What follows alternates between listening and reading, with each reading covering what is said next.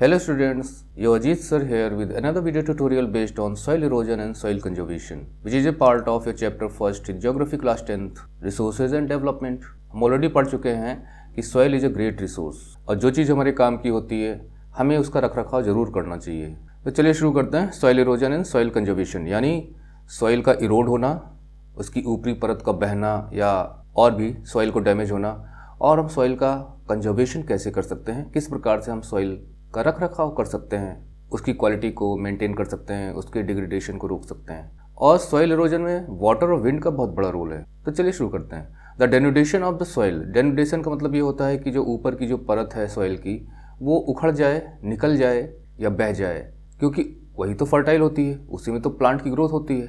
The denudation of the soil cover, तो मिट्टी जो होती है, मिट्टी के ऊपर की जो परत होती है उसे हम सॉइल कवर कह सकते हैं। एंड सब्सिक्वेंट मतलब बाद में washing down is described as soil erosion. तो यहाँ आपकी डेफिनेशन दी गई है कि सॉइल का डिन्यूडेशन यानी उसकी ऊपरी परत का हटना और उसके बाद सॉइल की परत का बह जाना, उसे हम सॉइल इरोजन कहते हैं। तो सीधी सी बात है, यहाँ पे वाटर और विंड ही इसके लिए ज़्यादा जिम्मेदार हैं। The process of soil formation and erosion go on simultaneously. तो soil is a dynamic resource और बायोलॉजिकल भी है, हमेशा फॉर्म होती रहती है। तो सॉइल फॉर्मेशन यानी मिट्टी का बनना और उसका इरोजन दोनों साथ साथ चलता है, यानी these are the natural phenomena go on simultaneously and generally there is a balance between the two. और फॉर्म होना और साथ में उसका नष्ट होना, मतलब मिट्टी की परत का फॉर्म होना और फिर इसका इरोजन, ये दोनों के बीच में बैलेंस है। ठीक उसी तरह से जैसे हम वाटर टैंक होता है हमारा, तो हम उसे यूज करते रहते हैं और फिर उसे हम भरते भी रहते हैं, तो टैंक में वाटर की कमी नहीं होती। लेकिन दिक्कत कहाँ आती है, sometimes this balance is disturb due to the human activities like deforestation. लेकिन जब ये बैलेंस डिस्टर्ब होगा तो निश्चित है कि पूरे इकोसिस्टम को प्रभावित करेगा। It will affect the whole ecosystem, the environment, और जो भी सॉइल से रिलेटेड इशूज़ हैं वो बनने शुरू हो जाएंगे।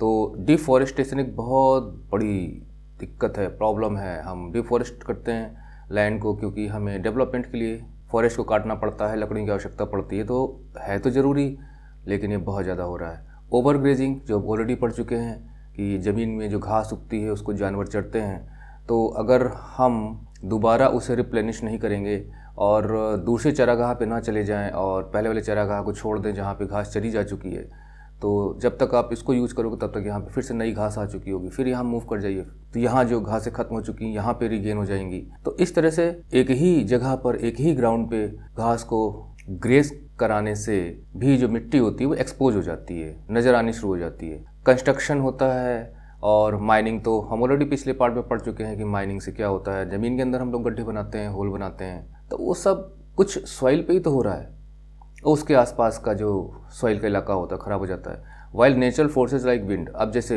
विंड है, नेचुरल फोर्सेज है, ग्लेशियर्स हैं या वाटर है, तो ये नेचुरल फोर्सेज हैं जिनकी वजह से सॉइल इरोजन होता है। अब ऊपर जो हमने पढ़ा डिफॉरेस्टेशन, ओवरग्रेजिंग, कंस्ट्रक्शन, माइनिंग, ये ह्यूमन एक्टिविटीज़ है जिनकी वजह से सॉइल इरोजन की प्रोसेस एक्सीलरेट हो जाती है। The running water cuts through the clayey soils, तो जो महीन मिट्टियाँ होती हैं, जब पानी बहता हुआ होता है तो वो उनमें दरारें बना देता है, उनमें जगह बना देता है, कट करता है उनको, और बड़े बड़े डीप चैनल्स बन जाते हैं जिन्हें हम गलीज कहते हैं।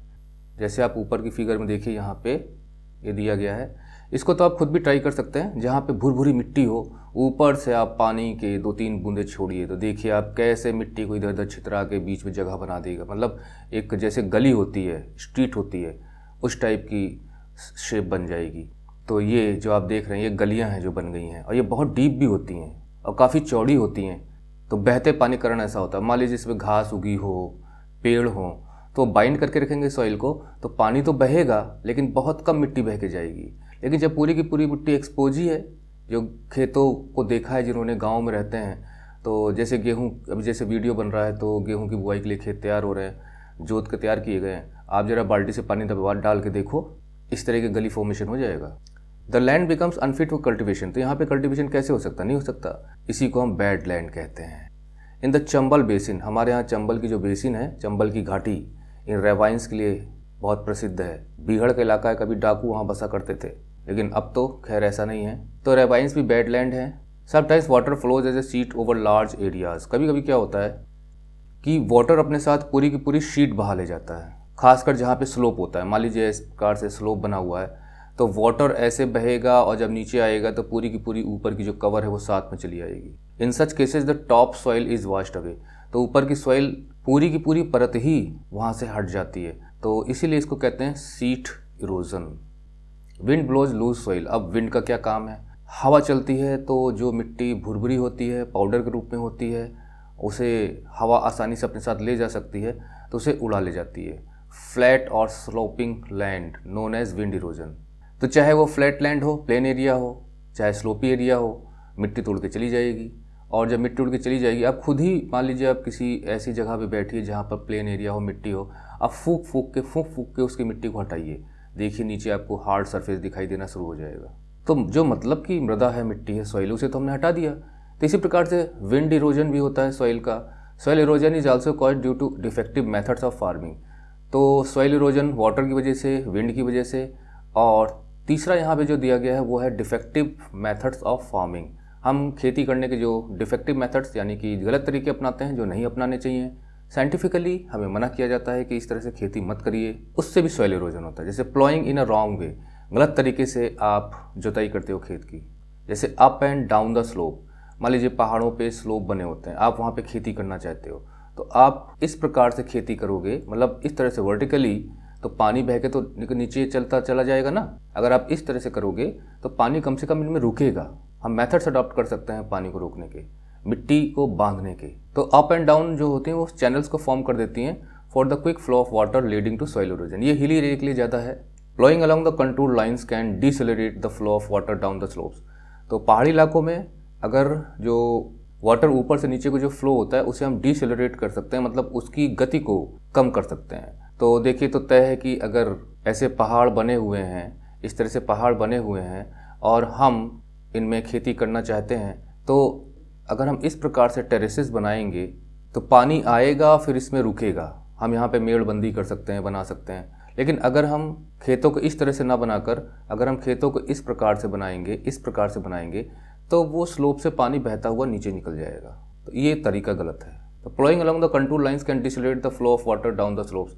कंटूर्स क्या होती हैं, जो पहाड़ होते हैं तो उनकी खुद की लाइनिंग्स बन जाती हैं, कंटूर्स बनते हैं उनके आसपास, नेचुरल कंटूर्स। तो उनके साथ साथ अगर आप खेती करते हो, फार्मिंग करते हो, तो it will decelerate the flow of water. Steps can be cut out on the slopes making terraces, जो मैंने आपको बताया इस तरह से आप टेरेसेस बना सकते हो कट करके।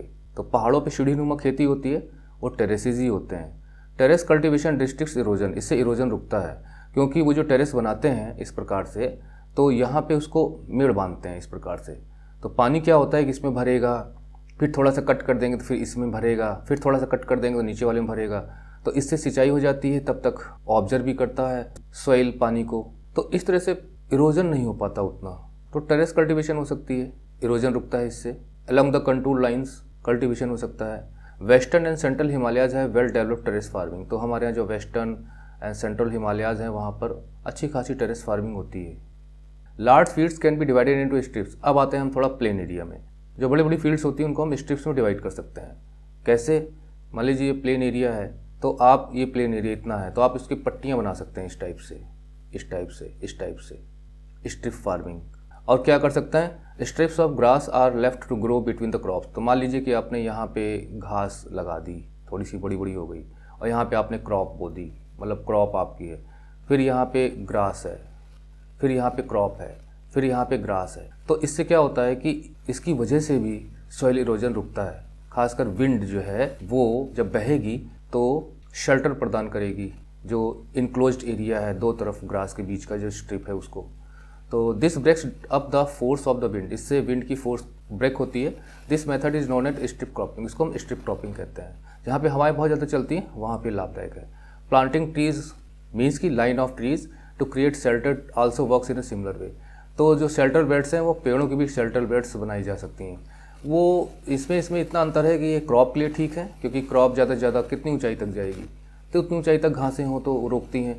लेकिन मान लीजिए कि हम रिहायशी इलाका है, प्लेन इलाका है, वहाँ खेती नहीं भी हो रही है, तो जो शेल्टर बेड्स बना दी जाती हैं पेड़ों की, साथ साथ लगातार कंजेस्टेड पेड़ों की लाइन बना दी जाती है, तो पेड़ हवाओं के वेग को रोक लेते हैं, उनके फोर्स को रोकते हैं। तो यहाँ की जो मिट्टी होती है वो उड़ने से बच जाती है। So these shelter beds have contributed significantly to the stabilisation of sand dunes. तो रेगिस्तान में बहुत मदद करते हैं सैंड ड्यून्स को मूव करने से, and in stabilising the desert in western India. और वेस्टर्न इंडिया में डिजर्ट और ना बढ़े तो उसको भी स्टेबलाइज किया है, मतलब उसी पे बना रहे, टिका रहे। और थोड़ा नीचे चलते हैं तो हम देखते हैं कि स्टेट ऑफ इंडियाज इन्वायरमेंट। तो village of Sukhomajri and the district of Jhabua have shown that it is possible to reverse the land degradation. तो लैंड डिग्रेडेशन को हम रिवर्स कर सकते हैं, मतलब हम उसको खेती योग्य बना सकते हैं। तो ये एग्जाम्पल हैं इन 2 गाँवों। Tree density in Sukhomajri increase from 13 per hectare in 1976 to 1272 per hectare. मतलब कितना अंतर आया है 76 से 1992 के बीच में। कहाँ 13 पर हेक्टेयर और कहाँ पे 1272 पर हेक्टेयर। तो इससे फ़र्क पड़ता है। जब सॉइल की क्वालिटी मेंटेन होगी तो ऑटोमेटिकली डिग्रेडेशन रुकेगा। Regeneration of the environment leads to economic wellbeing. हम एनवायरनमेंट को रीजनरेट कर सकते हैं। कोई व्यक्ति बीमार पड़ गया, फिर वो ठीक हो गया, आप थक गए हैं, कुछ खा पी लेते हैं तो एनर्जी रीजनरेट हो जाती है आपकी। कुछ अच्छा होता है हमारे मन का तो नई उमंग हमारे अंदर आ जाती है। अप्लाई कर लो ना यही सब चीज़ें यहाँ पे भी समझने के लिए। Regeneration of the environment leads to economic wellbeing. तो इकोनॉमिक वेलबींग होती है, लोगों की आर्थिक स्थिति अच्छी होती है as a result of greater resource ability. क्योंकि रिसोर्स एबिलिटी ज़्यादा होगी, यानी आप जिन चीज़ों की आपको ज़रूरत है वो चीज़ें आपको उपलब्ध होंगी आसानी से, तो आप खुश रहोगे। इम्प्रूव्ड एग्रीकल्चर, एग्रीकल्चर के इम्प्रूवमेंट की बात की गई है, एनिमल केयर की बात की गई है, एंड कंसिक्वेंटली इंक्रीज्ड इनकम। और इससे इनकम भी इंक्रीज़ होती है और इससे वेलबींग बढ़ता है। Average annual household income in Sukhomajri range from 10,000 to 15,000 between 1979 to 1984। तो 79 से 84 के बीच में यहाँ की जो एवरेज एनुअल इनकम थी वो 10,000, यानी कि लगभग हर महीना 10,000 से 15,000 के बीच में। तो ये फ़र्क पड़ता है। देखिए यहाँ का फॉरेस्ट कवर बढ़ा तो फॉरेस्ट रिसोर्सेज अवेलेबल हुए जिसको लोग बाजार में जाके बेचते होंगे।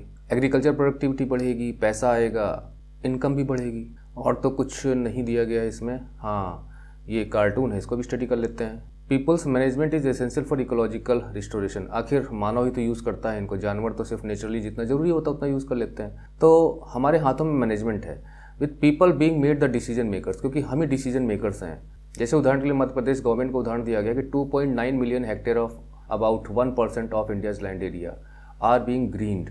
तो 2.9 मिलियन हेक्टेयर का मतलब लगभग इंडिया का जो भी लैंड एरिया है 3.28 मिलियन स्क्वायर किलोमीटर, तो उसका 1% ही होगा ये। तो आर बीइंग ग्रीन्ड, तो ग्रीन कैसे होगा? वहाँ पे आप फॉरेस्ट कवर दीजिए, प्लांट ग्रोथ करिए across the state through water set management. तो वहाँ वाटर सेट मैनेजमेंट का प्रयोग किया गया और ग्रीनरी डेवलप की गई। ये देखिए कार्टून आप, यहाँ पे ये समुदाय है, मतलब लोग हैं और इनकी गाड़ी को चलना चाहिए ऐसे सरफेस पे, लेकिन देखिए यहाँ पे स्लोप बन गया। कारण क्या है कि हम जिन पर ये पाथ, ये रास्ता टिका हुआ है, उसके पोल को हम काटते चले जा रहे हैं। हालांकि इसको काटेंगे तो थोड़ा सा नीचे आएगा, इसको काटेंगे थोड़ा सा नीचे आएगा। तो कमिटी कंफ्यूज है कि ये हो क्या रहा है। अब ऊपर इसको कैसे घसीट के लेके जाएगा, कितने इसको जोड़ लगाना पड़ेगा, जो कि पहले आसानी से हो सकता था। हाँ, अगर इसे नीचे जाना हो तो शायद गाड़ी से कंट्रोल में भी नहीं रहेगी। और दूसरी तरफ देखिए गवर्नमेंट कंस्ट्रक्शन का वर्क कर रही है। और ये सेंटर्स 5th रिपोर्ट 1999 की रिपोर्ट है, ये centre of science and environment CSE। तो इस कार्टून से पता चलता है कि एक तरफ गवर्नमेंट अपने प्रोजेक्ट के तहत कंस्ट्रक्शन कर रही है और दूसरी तरफ हम उसे डैमेज भी कर रहे हैं और आम पब्लिक कंफ्यूज है कि क्या हो रहा है ये। अगर हम इसे ना ही काटें तो जीवन उसी तरह चलता रहेगा नेचुरल तरीके से, लेकिन हम उसमें छेड़छाड़ करते रहते हैं एनवायरनमेंट में। तो इसे हम एक नेचुरल वे मान सकते हैं और ये आदमी को उसके साथ छेड़छाड़ मान सकते हैं। तो ये ट्यूटोरियल पार्ट यहीं ख़त्म होता है। आगे के एक्सरसाइजेज हैं, इनको आप वेबसाइट पे जाइए, वहाँ आंसर्स मिल जाएंगे, एक्स्ट्रा क्वेश्चंस भी मिल जाएंगे। और आपको नोट्स चाहिए चैप्टर के तो नोट सीरीज़ वीडियोस देखिए। ये देखिए आप फिगर, कभी ये लेवल यहाँ तक रहा होगा लेकिन मिट्टी के कटाव की वजह से देखिए मिट्टी यहाँ की पूरी बह चुकी है, ख़त्म हो चुकी है। तो सॉइल कंजर्वेशन के भी मेथड्स और सॉइल इरोजन क्यों होती है, उसमें विंड और वाटर को हमने देखा, उनका रोल होता है। तो ये ट्यूटोरियल पार्ट यहीं पे खत्म होता है। Your Ajit sir says you goodbye. Thank you for watching the video tutorial. See you in the next video. Till then, take care.